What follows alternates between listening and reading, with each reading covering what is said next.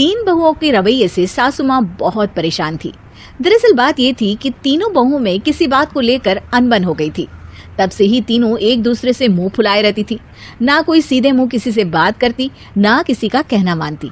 पड़ोसी भी इस बात को जानते थे और जाने कैसे कैसे बातें भी करते। इसीलिए सासू माँ ने तीनों बहुओं को तुरंत अपने कमरे में बुलाया। मैं कई दिनों से देख रही हूँ तुम तीनों अलग अलग सारे काम कर रही हो। ये सब नहीं चलेगा, तीनों को मिलकर ही काम करना पड़ेगा। सास की बात सुनकर एकदम से बड़ी बहू बोल उठती है। नहीं मम्मी जी, मैं इन दोनों के साथ कुछ नहीं कर सकती। मैं इस घर की बड़ी बहू हूँ, फिर भी ये मेरा कहना बिल्कुल भी नहीं मानती। अरे जेठानी जी, जानबूझकर मुझे डबल काम करवाती है आप। और छोटी मुझसे टेढ़े मुंह ही बात करती है। इन दोनों के बीच हमेशा सैंडविच बन जाती है मेरी, और मैं हमेशा आलू की तरह बीच में मसली जाती हूँ। मम्मी जी, इन दोनों को लगता है कि मैं छोटी हूँ तो इनके पैरों तले दब जाऊंगी, लेकिन नहीं, मेरा भी उतना ही अधिकार है जितना इन दोनों का है। बड़ी आई दोनों मेरी चुगली करने के लिए, मुझे क्या कम समझ रखा है। तीनों बहू एक दूसरे से बहस करने लगती है और सास दोबारा ये देखकर टेंशन में आ जाती है और सबसे कहती है, चुप हो जाओ, अब से तुम तीनों सारे काम एक साथ करोगी। आंख बंद करके एक दूसरे की बात सुनोगी। तुम तीनों इस बात को गांठ बांध लो, वरना अगली छुट्टियों में तुम्हारा अपना मायके जाना कैंसिल। सास की बातें सुनकर डर के मारे तीनों हामी भर देती हैं। जी मम्मी जी, मैं समझ गई। हाँ मम्मी जी, जैसा आप कहें। आप जो कहेंगे मैं वही करूंगी। तीनों बहू सास की बात को गांठ बांध लेती है और वादा करती है कि अब से सारे काम वो तीनों एक साथ मिलकर ही करेंगी। ये सब देखकर सास खुश हो जाती है और वहां से चली जाती है। नीचे जाकर वो देखती है कि घर में शर्मा जी आए हुए होते हैं। सास जोर से आवाज लगाकर कहती है, अरे बहू, जरा चाय बनाकर तो लाना, शर्मा जी आए हैं। सास की बात सुनकर तीनों बहू तुरंत किचन की ओर भागती है और चाय बनाना शुरू कर देती है। मुझे तो एकदम मसाले वाली कड़क चाय पसंद है, तो हम शर्मा जी के लिए मसाले वाली चाय ही बनाएंगे। अरे नहीं दीदी, गर्मी के मौसम में मसाला चाय कौन पीता है। मैं तो शर्मा जी के लिए इलायची वाली चाय ही बनाऊंगी। ये कैसी बात कर रही हैं आप दोनों। मेरी मम्मी ने सिखाया है कि मेहमान को ज्यादा दूध और शक्कर वाली चाय देनी चाहिए, वरना वो घर वालों को कंजूस समझते हैं। तो मैं तो शर्मा जी को ऐसी ही चाय दूंगी।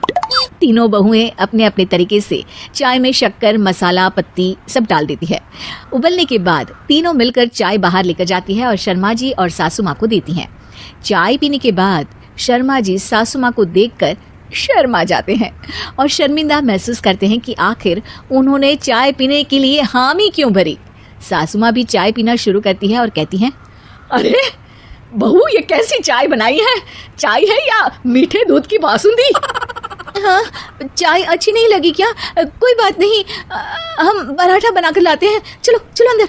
हाँ चलो। हाँ, आती हूँ मैं भी। नहीं, मेरा पेट चाय ने ही चौपट कर दिया, वही काफी है। पराठे से पोपट नहीं करवाना, मैं तो चलता हूँ। शर्मा जी चुपचाप पतली गली से निकल जाते हैं। अगले दिन सास बहुओं से कहती है, अरे बहू, जाओ जाके ऊपर के गेस्ट हाउस की सफाई कर दो। कल हमारे यहाँ मेरे दूर के रिश्तेदार आने वाले हैं, तो पूरे कमरे को चमका देना, समझी? तीनों बहू सास की बात को मानकर ऊपर सफाई करने चली जाती हैं और तीनों कमरे की सफाई चालू कर देती है। बड़ी बहू मकड़ी के जाले साफ करती है तो बीच वाली झाड़ू लगाना और छोटी वाली सर्फ डालकर जमीन धोना शुरू कर देती है। अरे दीदी, जेठानी जी, अभी मैंने पूरी फर्श धोई और आप फिर से धूल नीचे गिरा रही हैं। और मछली जेठानी जी, आप भी ना झाड़ू की धूल यहाँ छटक रही हैं। अरे तीनों को साफ करना है, एक साथ सफाई करते हैं ना। अरे वही तो, हम साथ साथ हैं, घर साफ साफ है। तीनों बहू ऐसे ही काम में उलझ जाती है और 2 घंटे तक एक ही कमरे की सफाई करती रहती है। बहुत देर से अपनी बहुओं को ना देखने के कारण सास ऊपर कमरे में उन्हें देखने जाती है, लेकिन कमरे में घुसते ही वो गीली फर्श पर फिसलने के कारण नीचे गिर जाती है। ओरी मोरी मैया, हड्डी मरोड़ के रख दी। आए, मेरी तो कमर ही टूट गई रे। तीनों बहुएं सास को उठाती हैं और बिस्तर पर सुला देती है। अरे मेरे हाथ पैर दर्द कर रहे हैं, दबा दो, आराम मिलेगा। हाँ जी माँ जी। अरे जी माँ जी। और तीनों बहुएं एक साथ सास के हाथ को दबाना शुरू कर देती है। माँ की तो चीख ही निकल जाती है और नतीजा ये होता है कि सास के बचे हुए शरीर में भी दर्द उठ जाता है।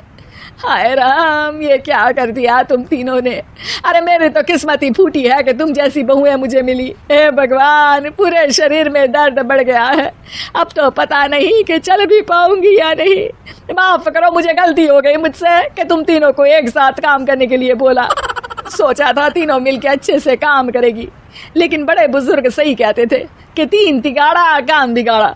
तुम लोगों ने ये बात ना आज साबित करके दिखा दी। तुम तीनों को तो समझाना यानी मानो भैंस के आगे बीन बजाना है। तुम्हें अकेले अकेले काम करना है ना, तो अब से तुम अकेले ही अपना अपना काम करो। तीनों बहुएं वहां से जाने लगती है। अरे कहाँ जा रही हो?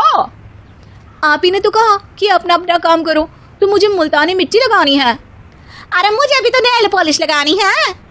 मुझे ना मेहंदी लगानी है।